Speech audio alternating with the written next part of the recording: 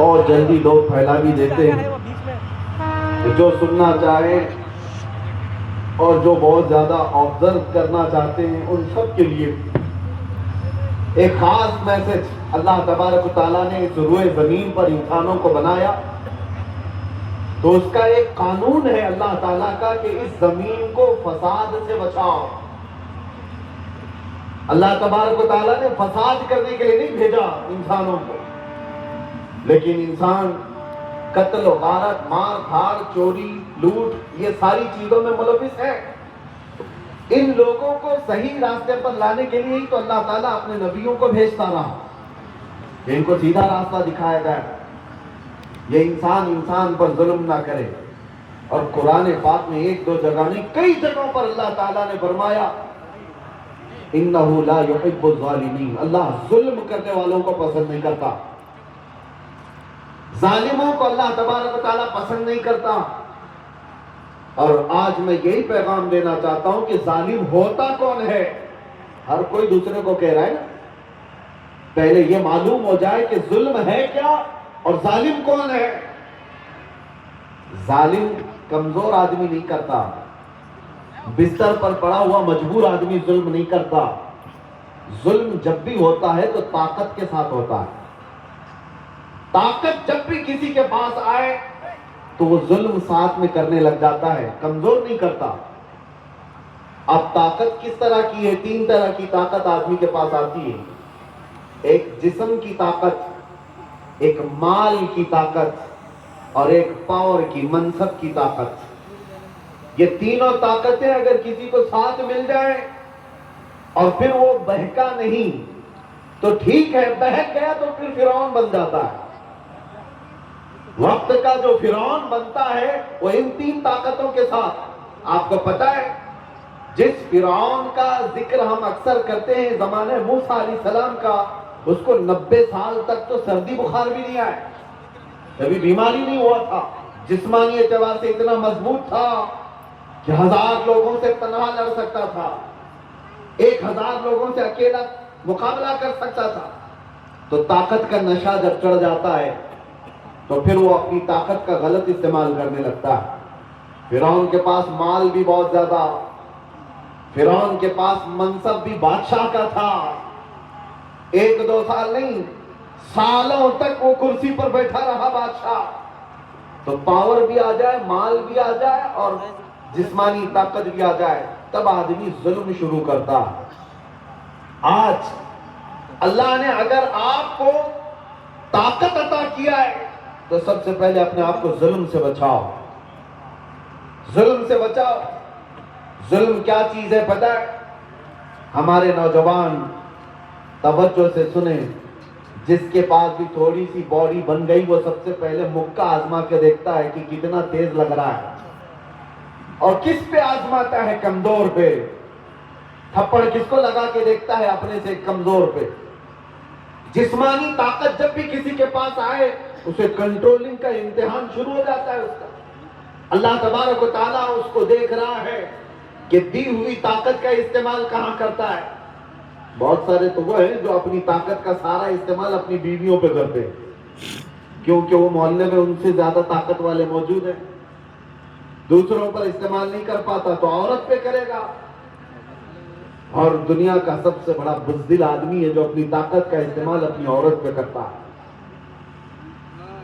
جب جب تمہارے پاس طاقت آئی اور اس کا استعمال غلط کیا تو پکڑ کتنی سخت ہے. اللہ تعالیٰ فرماتا ہے لا تحسبن اللہ غافلا عما يعمل الظالمون انما يؤخرهم ليوم تشخص فيه الابصار.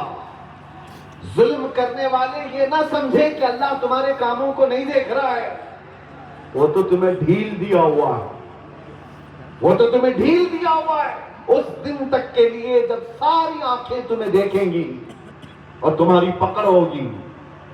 قیامت کے دن کے بارے میں تو میرے آقا صلی اللہ علیہ وسلم فرماتے ہیں ظلم کرنے والے بڑے بڑے بادشاہوں کو بلایا جائے گا اور ان کی حیثیت چونٹیوں کی طرح ہوگی. اہل محشر ان کو پیروں سے روند رہے ہوں گے اور اللہ تعالیٰ فرمائے گا یہ وہ لوگ ہیں جنہوں نے اپنی طاقت کا استعمال کر کے لوگوں کے درمیان اپنی بڑائی کا اعلان کیا تھا. آج یہی طاقت کا غلط استعمال پورے معاشرے میں فساد مچایا ہوا ہے. جس کے پاس پیسہ ہے اور جس کے پاس پاور ہے وہ اپنی طاقت کا غلط استعمال کرے گا تو زمین میں فساد آ جائے گا. زمین کے اندر فساد کہاں سے آتا ہے؟ آسمان سے نہیں، زمین سے نیچے نہیں، انسان کرتے ہیں. انسانوں کے اندر سے ہی فساد آتا ہے. اور سب سے پہلے میں یہ تینوں طاقتوں کا غلط استعمال کرنے والے کی چند مثالیں دے دوں. جسمانی طاقت کا غلط استعمال کرنے والے. آج باڈی اگر تمہاری بنی ہے تو یاد رکھنا تمہارے ہر ہاتھ اور ہر پیر کا حساب ہے. تم نے طاقت اگر بنائی ہے اور دوسروں پر استعمال کرنے کے لیے بنائی ہے. ارے میاں انسان تو انسان، حدیث پاک میں ہے اگر تم نے یہاں جانور کو مارا ہے تو قیامت کے دن اللہ تعالیٰ اس جانور کو اٹھائے گا اور وہ جانور تمہارے خلاف مقدمہ کرے گا اور رب تعالیٰ سے عرض کرے گا کہ مولا اس نے مجھے ناحق مارا تھا. اللہ اسے سینگ عطا کرے گا اور وہ جانور کو کہا جائے گا کہ جس طرح اس نے تجھے دنیا میں مارا تھا تو یہاں بدلہ لے لے. پورے محشر والے دیکھیں گے جانور بھی اس سے بدلہ لے رہے ہوں گے جس نے اپنے طاقت کا استعمال جانوروں پر کیا تھا. جانور پر بھی تمہاری طاقت کا غلط استعمال کرنے کی اجازت نہیں. دوسری چیز، عورتیں، بچے اور دوسرے انسانوں تو چھوڑو، طاقت آنے کے بعد میرے عزیزوں اتنا زیادہ سخت امتحان ہو جاتا ہے آپ کو اندازہ نہیں. مولا علی کرم اللہ وجہہ الکریم، ارے میاں یہ سارے نوجوان کاجو بادام کھا کے بھی وہاں نہیں پہنچ سکتے جو حیدر کرار کی طاقت تھی. وہ فاتح خیبر، اس زمانے میں 40 صحابہ جو خیبر کے پھاٹک کو اٹھا نہیں پا رہے تھے، حیدر کرار نے ایک ہاتھ سے اٹھا کر پھینک دیا تھا. طاقت کا وہ حال تھا، قوت اللہ نے اتنی عطا کی تھی، شجاعت اتنی تھی، میدان جنگ میں جائے تو لوگ کانپنے لگ جائیں. لیکن حیدر کرار لڑ رہے تھے اللہ اور اس کے رسول کی رضا کی خاطر. ایک دشمن کو آپ نے گرا دیا. یہ جنگ کا حال ہے. جنگ میں دشمن کو گرا دیا، اس کے سینے پر چڑھ گئے. اور ظاہر سی بات ہے شیر نر کے پنجے میں کوئی آ جائے لومڑی، پھر اس کا حال کیا ہوگا؟ مرنا ہی تو تھا. لیکن جو قید ہو کر کے دشمن آیا اس نے مولا علی شیر خدا کے منہ پر تھوک دیا. جنگ کی حالت میں اس نے تھوک دیا، سوچا مرنا تو ہے ہی، علی ابن ابی طالب مار رہے ہیں، اس سے پہلے ان کو تھوک دو. اور ایسے وقت میں کیا ہوتا ہے پتہ ہے؟ غصہ ڈبل ہو جاتا ہے. اگر ہمارے ہاتھ میں کوئی پکڑ میں آیا ہے اور اس وقت وہ ماں بہن کی گالیاں دے دے، ہم ایک تھپڑ کی وجہ 4 مارنے لگ جائیں گے کیونکہ غصہ ڈبل ہو گیا. میں تو ایک مارنے والا تھا، اس نے گالی دے کر مجھے غصے میں اور بھڑکا دیا. حضرت علی کے ساتھ یہ ہوا کہ جب کوئی دشمن ان کے ہاتھ میں پکڑ میں آیا تو تھوک دیا، اب اور مارنا چاہیے تھا. حضرت علی چھوڑ کر کھڑے ہو گئے، کہا جا آزاد ہے، چھوڑ دیا. وہ حیرت میں ہے، میں مارنے والا تھا چھوٹ گیا. کھڑا ہوا، پوچھتا ہے اے علی میں تو ختم ہونے والا تھا اسی لیے میں نے تھوک دیا، مارا کیوں نہیں؟ حضرت علی کہتے یاد رکھ مجھے اللہ نے جو طاقت دی ہے اس کا استعمال صرف میں اللہ کی رضا کے لیے کرتا ہوں، صرف اللہ کی رضا کے لیے. لیکن جب تو نے میرے منہ پہ تھوکا تو میرا نفس شامل ہو گیا. اب اگر میں تجھے مارتا تو بات یہ ہوتی کہ میں نے بدلے کے لیے مارا، میں نے بدلے کے لیے مارا ہے اور بدلے کے لیے اپنی طاقت کا استعمال کیا.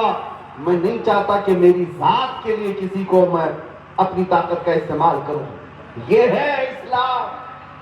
میرے عزیزوں، طاقت کسی کے پاس آ جائے اور اس کا استعمال کنٹرول کر کے دکھائے. یہاں کسی کے پاس 4 دن کی حکومت کیا آ گئی، وہ تو سارے غریبوں پر کرسی بچھانے لگ گیا، کتنوں کی گردنوں پر کھڑا ہو گیا. طاقت کا استعمال اسلام سکھاتا ہے. ایک تو یہ مثال میں نے آپ کو دی، علماء موجود ہیں، مسلک اعلیٰ حضرت کا نعرہ لگتا ہے میرے عزیز. اس وقت کے فقیہ اعظم مجدد اعظم کی ایک مثال جب میں بیان کرتا ہوں تو رونگٹے کھڑے ہو جاتے ہیں. اعلیٰ حضرت امام احمد رضا خان، عالم باعمل، متقی، پرہیزگار، ہزاروں کتابوں کے مصنف، کئی ہزار علماء کے استاد، لیکن آپ کے ساتھ ایک بار ایک واقعہ پیش آیا. عرض کرتا ہوں طاقت کا استعمال کہاں ہو. مسجد میں رمضان کا مہینہ آتے ہی آپ اعتکاف میں بیٹھ جاتے تھے. اعلیٰ حضرت اعتکاف میں بیٹھتے اور اعتکاف کی حالت میں بھی آپ کا لکھنے پڑھنے سے تعلق زیادہ تھا. دن بھر روزہ، افطار کے بعد پھر تلاوت اور پھر تراویح. لیکن ایک بات ہے کہ اعلیٰ حضرت کے گھر سے جو کھانا آتا تھا توشہ لے کر، ایک 12 سال کا لڑکا تھا، روزانہ کھانا لایا لے جایا کرتا تھا. روز افطاری کا کھانا آ جاتا مسجد میں. اعلیٰ حضرت کے متعلق فرمایا کہ آپ کو پان کھانے کی عادت تھی، اور افطاری کرنے کے بعد جو پان والے لوگ ہیں ان کو جلدی پان چاہیے. پان والے علماء جانتے ہیں کتنی جلدی ان کو پان چاہیے. ایک دن ہوا یہ کہ بچہ توشہ لے کر کے آیا کھانے کا، اور اعلیٰ حضرت کو افطاری دے کر کے وہ چلا گیا، پان لایا نہیں. اور پان آیا نہیں، آدھا گھنٹہ پورا ہو گیا. اذان ہونے کے قریب وہ لڑکا بھاگتے ہوئے آیا اور کہا میں بھول گیا تھا. اعلیٰ حضرت نے ایک تھپڑ لگایا، کہاں رہ جاتا ہے. پان لیا اور کھائے.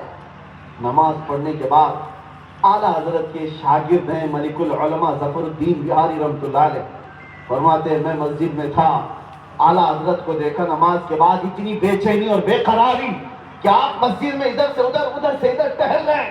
میں قریب گیا، پوچھا حضور کیا بات ہے. اعلیٰ حضرت نے کہا مولانا جاؤ دیکھو وہ بچہ کہاں ہے جو ہمارا کھانا لایا کرتا ہے، وہ کہاں ہے. میں نے کہا حضور اب تک سو گیا ہوگا، رات ہو گئی، ٹھنڈیوں کی راتیں ہیں. اعلیٰ حضرت نے کہا چاہیے مولانا ڈھونڈ لائی. ہو گئے ڈھونڈنے کے لیے، بچہ کہاں ملتا ہے، ملائی. دو بھی آئے مسجد میں، اعلیٰ حضرت کہہ رہے جاؤ بچے کو ڈھونڈ لاؤ. جو علماء آئے ملنے کے لیے سب سے کہا بچے کو ڈھونڈ لاؤ. رات گزرتی گئی، وقت کے مجدد کی بے قراری بڑھتی گئی. اعلیٰ حضرت کہتے میں نے اس کو مار دیا تھا، ایک تھپڑ مارا تھا، اس کو بلا لائیے. وہ بچہ ملا ہی نہیں تو رات بھر جاگتے رہے. سحری کا وقت ہوا، اعلیٰ حضرت کے گھر سے وہ بچہ کھانا لے کر کے سحری کا آ گیا. جیسے ہی وہ مسجد میں داخل ہوتا ہے، اللہ اکبر، ملک العلماء ظفر الدین رحمۃ اللہ علیہ فرماتے ہیں ہم سب اسی بچے کے انتظار میں تھے کہ وہ آئے. اعلیٰ حضرت بے قرار ہیں. جیسے ہی وہ بچہ مسجد کے اندر داخل ہوتا، اعلیٰ حضرت لپک کر کے گئے اور گھٹنے زمین پر ٹیک دیا، بچے کے دونوں کندھوں کو پکڑ لیا اور کہا کھانا بعد میں دے، کل رات میں نے جو تھپڑ مارا تھا پہلے مجھے معاف کر دے. سبحان اللہ. پہلے مجھے معاف کر دے، میں نے اپنی طاقت کا غلط استعمال کیا، میرے پان کے لیے میں نے تجھے مارا تھا، اپنی ذات کے لیے. بچہ کسمسایا اور کہا کہ حضور یہ کیا بات، چھوٹا سا بچہ ہے، وقت کا مجدد بچے سے معافی مانگ رہا ہے. بچے نے کہا کہ حضور چھوڑ دے، مجھے کچھ پتا نہیں. اعلیٰ حضرت نے کہا نہیں، جب تک تو معاف نہیں کرے گا میں ہٹوں گا نہیں. علماء جو کھڑے تھے وہ رو رہے تھے وقت کے مجدد کو دیکھ کر. اعلیٰ حضرت کہتے ہیں کل قیامت کے دن اگر میرا سوال ہو گیا کہ احمد رضا کیا تجھے طاقت اس لیے دی گئی تھی کہ تو اپنے سے چھوٹے بچوں پر صرف اپنے پان کے لیے ہاتھ استعمال کرے، میں کیا جواب دوں. بچے نے کہا میں نے معاف کر دیا، میں نے معاف کر دیا.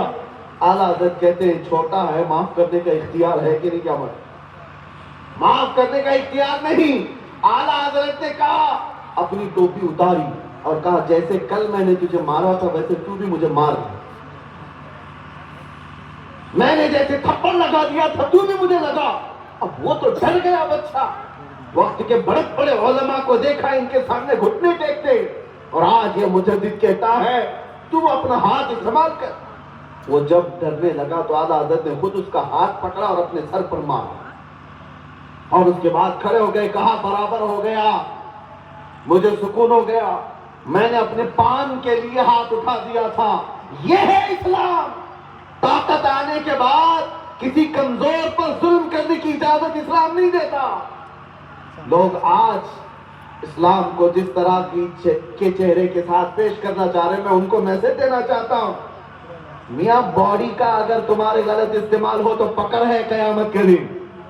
بعد میں جو طاقت آتی ہے مال کی، ارے مال تو ایسا ہے یہ سب سے زیادہ چربی یہی لاتا ہے. ہاں دیکھو جس سیٹ کے پاس پیسہ آ گیا وہ سب سے پہلے دین کا ہلکا پن محسوس کرتا ہے، دین کا مذاق اڑانے لگا، اے مولوی لوگ یہ تو یتیم لوگ ہیں، ان کے ساتھ تھوڑی نہ ہمارا ملتا ہے، ہمارا اسٹیٹس بڑا ہے، مال کی چربی آئی اسے پتہ ہی نہیں، اور تو اور خاندانی امیر تو اور ہیں، جو نئے نئے ہوتے ہیں ان کے نخرے اور ہیں، ان کے نخرے تو بہت اور ہیں۔ یاد رکھو، مال جب کسی کے پاس آئے تو اس کا جب غلط استعمال کرتا آدمی تو ظلم بڑھتا ہے، وہ کمزوروں کا سب ہڑپنا چاہتا ہے، ہر کمزور کے مال پر اس کا قبضہ، جتنا بھی اس کے پاس ہے وہ دوسرے کی پراپرٹی پہ نظر۔ ظلم یہاں سے شروع ہے، ظلم یہاں سے شروع ہے۔ میرے عزیزو، اللہ کے نبی صلی اللہ تعالیٰ علیہ وسلم نے ارشاد فرمایا، جس نے کسی کی ایک بالشت زمین بھی قبضہ کیا، قیامت کے دن 7 زمینیں اس کے گلے میں توق بنا کر ڈال دی۔ تم کیا سمجھتے ہو؟ تمہارے پاس پیسہ آیا تو یہ خرچہ کر کے لوگوں کے اوپر حکومت قائم کر لو۔ آج تو پورا سسٹم ہی یہ ہے، پورا سسٹم ہی ہے۔ لوگ سن رہے ہوں گے تو ان کو کڑوا لگے تو مجھے فرق نہیں پڑتا، یہاں تو پورے ہارس ٹریڈنگ کہا جاتا ہے نا، جو ادھر کے ایم ایل اے خرید لیے، ادھر کے ایم ایل اے خرید لیے، ادھر کی پارٹی توڑ دیا، ادھر کی پارٹی توڑ دیا، یہاں اب تو پورے گھر توڑ دیے جاتے ہیں۔ سب کچھ پیسہ ہے تو اس کا استعمال غلط کرو، مال ہے تو کسی کو بھی خریدو، کسی کو بھی بیچ لو، یہ ظلم کو بڑھانے والی چیز ہے۔ اور ایسا آدمی جب آمد کی بات کرتا ہے تو حیرت ہوتی ہے، جس کے پاس ظلم ہی ظلم ہے اور وہ لوگوں کو دعوت دیتا ہے پیسفل رہو، پیسفل رہو، مجھے تو ایسا ہی لگتا ہے جیسے شیطان صبح کی نماز کے لیے جلا رہا ہے۔